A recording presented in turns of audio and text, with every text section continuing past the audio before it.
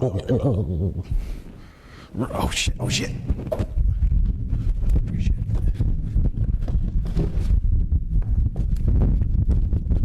Running.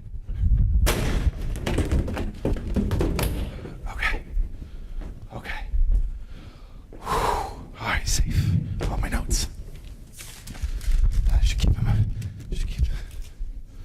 Oh. Hey. About the living dead. I'll be the first to say some mistakes were made. I apologize on behalf of everyone here.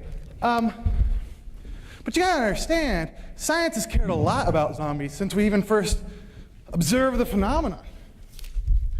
I mean, back in Haiti, in the 1940s, they saw voodoo priests controlling people that they called zombies.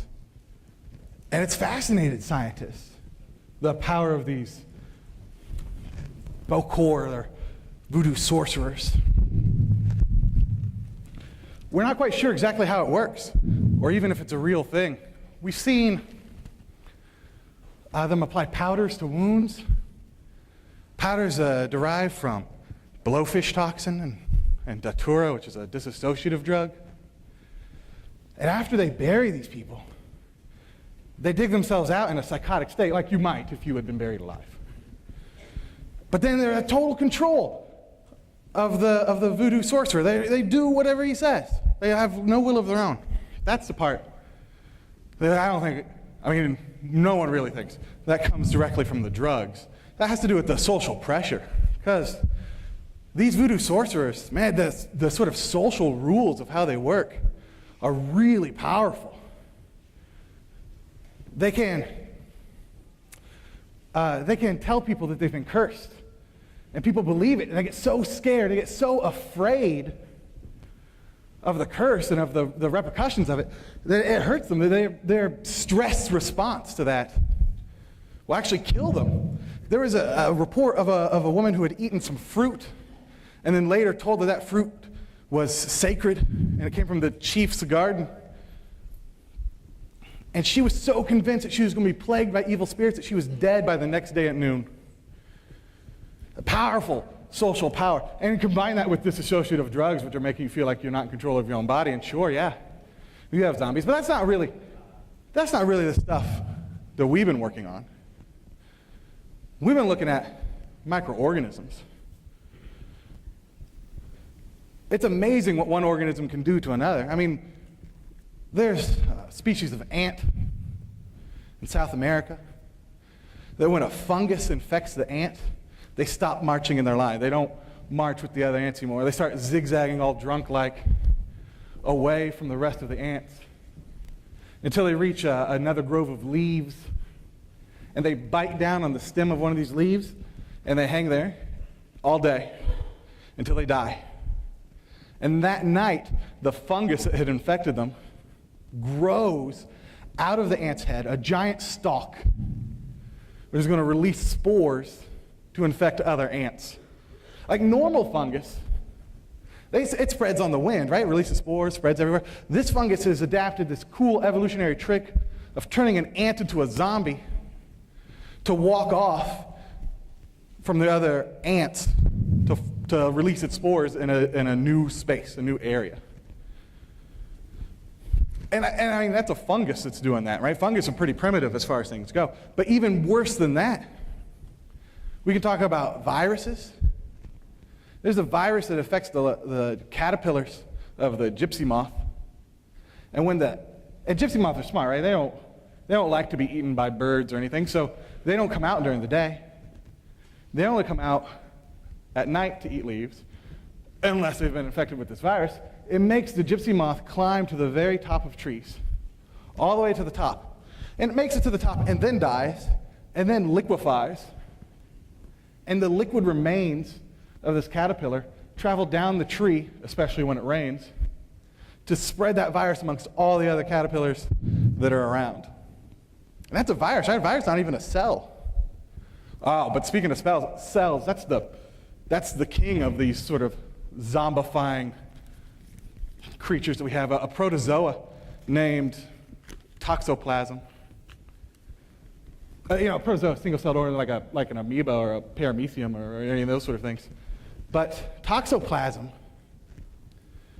well, first of all, it can reproduce asexually. Like anywhere around, it can clone itself. And you have more toxoplasm. And that's fine. But it can reproduce sexually inside the guts of a cat. Like when it's inside a cat's gut system, that's when it can reproduce sexually. So the single-celled organism really wants to be in cat gut. So how does a single-celled organism manage that? Well, it infects rats, because cats eat rats. But that's not really such a good thing, because rats are already scared of cats. Like because cats have been eating rats for tens of thousands of years, rats have a genetic programming to be afraid of cats. We have a cool test that we've done where you take a rat and you take a big circular arena where you're going to put the rat in the middle of it and you sprinkle some cat urine down around 6 o'clock. When you do that, the rat, when you put him in there, he goes directly to 12 and he stays between 11 and 1, never goes close to the cat urine. Stays away from it at all costs. Even if you take a rat that you raised in captivity, he's never seen a cat before, and you show it a cat, it freezes, it panics. Inbred, automatic cat fear response. But if toxoplasm has affected that rat, if you infect a rat with the toxoplasm parasite, protozoa, inside that same circular arena, you put the cat urine around 6 o'clock, and that's where the rat goes. The rat runs to the cat urine and just squats down there. Wow. It's not exactly squatting down. We kind of know what it's doing because, you see, toxoplasm, when inside of a rat, it makes cysts inside the rat's brain. And these cysts are in an area of the brain called the hypothalamus, which is responsible for all of your basic life functions. Feeding, fighting, fleeing, and sexual reproduction. And toxoplasm cysts there change the rat's opinion about cat urine. They make it sexually attracted to the cat urine. Because that's the only sort of emotion, that's the only thing that can overcome the rat's inborn fear of cats. It's to make it horny for cat urine. Yeah, a clever trick though, right? Because toxoplasm now has turned a rat into a zombie. It's changed its behavior drastically. It's using the rat like a puppet to get itself inside of cat guts. And I mean, I don't know about the rest of you. I mean, I have jumped through some serious hoops to reproduce sexually, but nothing like that.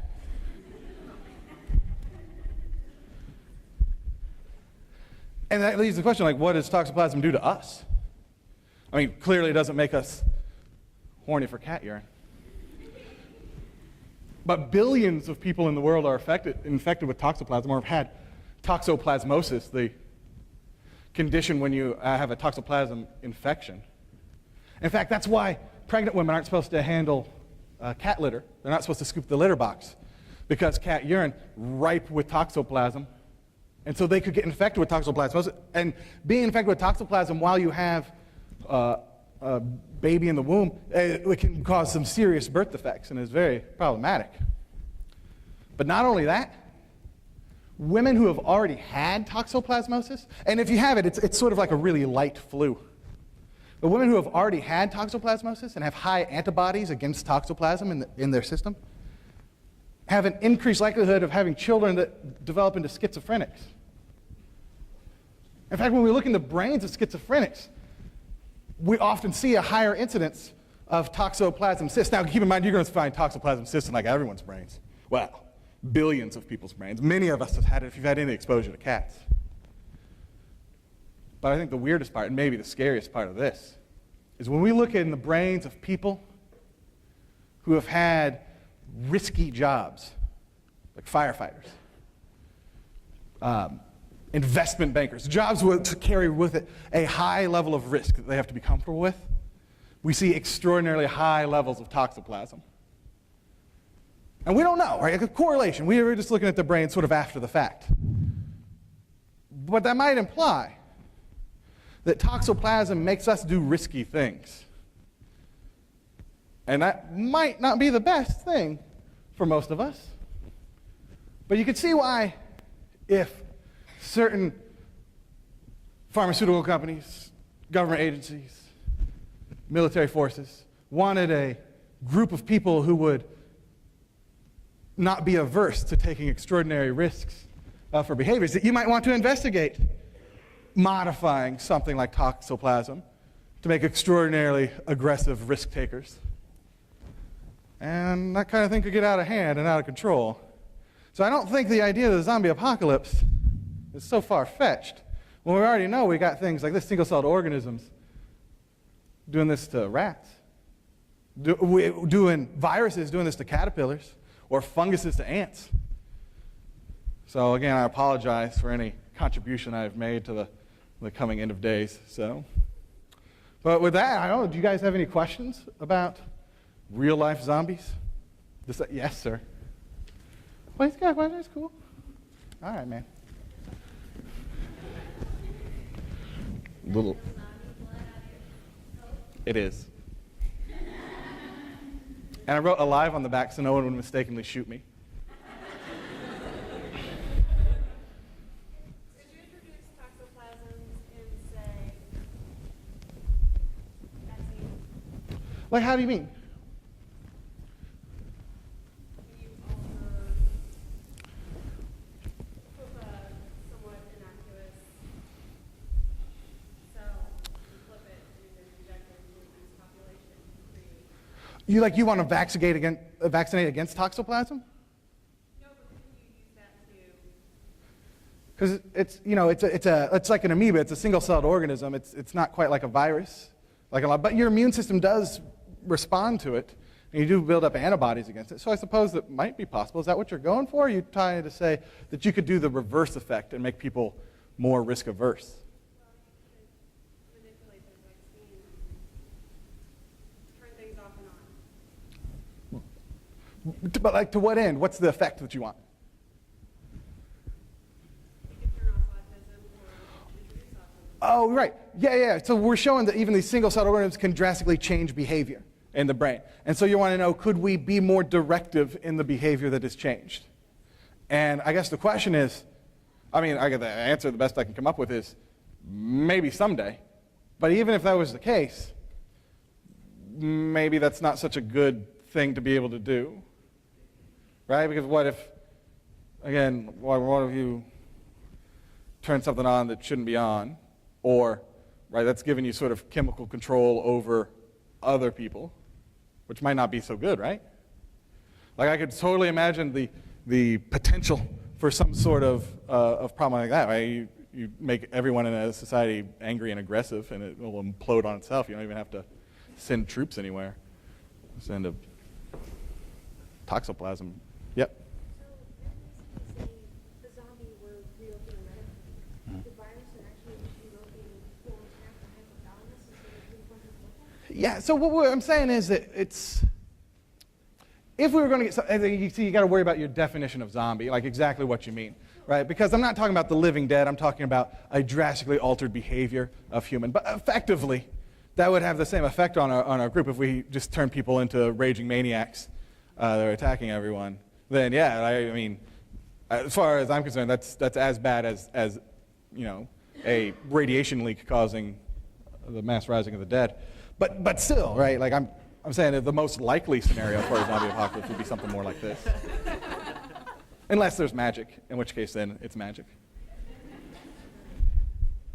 There's something else too about toxoplasm and schizophrenia.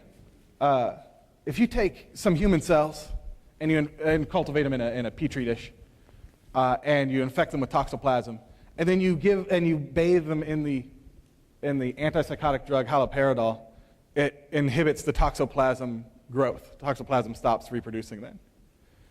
And so it might also be that one of the therapeutic actions that this antipsychotic drug has had in schizophrenics has mainly been to, or may have been to, inhibit this microorganism that's causing cysts in their brains.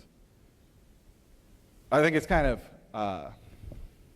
odd that we've learned that something that might be kind of a huge deal in human behavior is this single organism that we're only just now starting to understand better. Those are good questions. Yeah. Do you think it could be possible to use that in an isolated group such as the military? Right, like that's my fear, that someone would get the idea to use such a thing in an isolated group such as the military. Right? Like, I don't know how many of you are soldiers or ex-soldiers, but like the idea that they'd infect you with something to make you a more effective soldier doesn't really sound like a great plan. Kind of makes getting out a little harder too.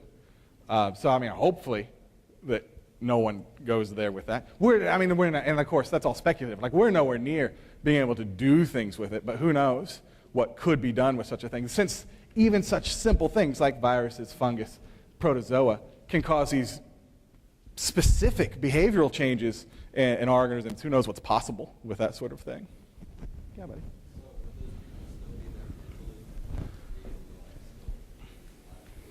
Well, and that's a good question. Like, are firefighters thinking logically?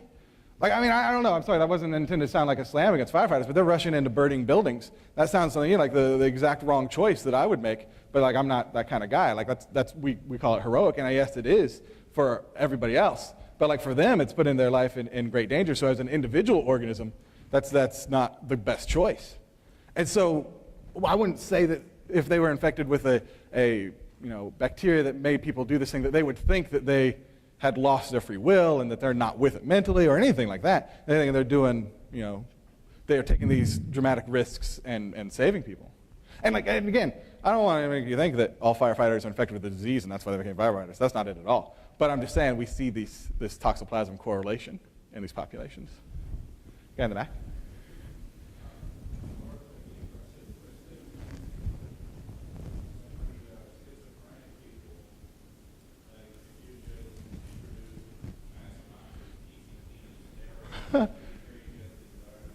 Right, that sounds like a terrible plan. Like, you're telling me if you gave someone, so your question was talking about schizophrenics and possibly being caused by, or at least exacerbated by this microorganism, that if you also gave someone a huge amount of PCP and testosterone, was that the other thing, or steroids, that it would have a similar effect. Yeah, it sounds like it would have a terrible effect on someone, but maybe not a permanent effect, right? It may not stay in their system like forever and reproduce itself in the same way. But yeah, don't do drugs.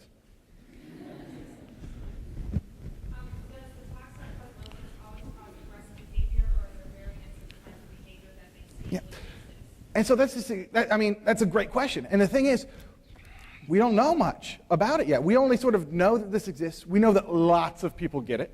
We know about some of the behaviors of the microorganism, but we don't even have great correlational studies like that to know that this definitely causes people, because it's such a massive amount of toxoplasm in the world. Like I said, billions of people have been affected with toxoplasm. And if you've been around cats at all, you've probably had it. So the ones that were studied where you saw the cysts in the brain, in that specific area of the brain, Yes. does everyone who's been exposed develop those? Oh, yeah. So that would be the thing. We don't know. Yeah, we just don't know enough. It's the same sort of thing like slipped discs in people with back problems. Like you think that we find people with back problems, so we examine, oh, they have a slipped disc, that's why they have a back problem. But the thing is, we find lots of people, or we have found, especially more recently, lots of people who have a slipped disc and weren't complaining about any pain. We found it by accident.